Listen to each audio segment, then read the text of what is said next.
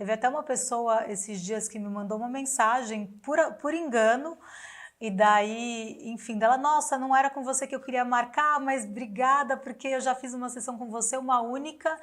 e tinha uma situação de bruxismo", ela em uma sessão, né, resolveu 90%.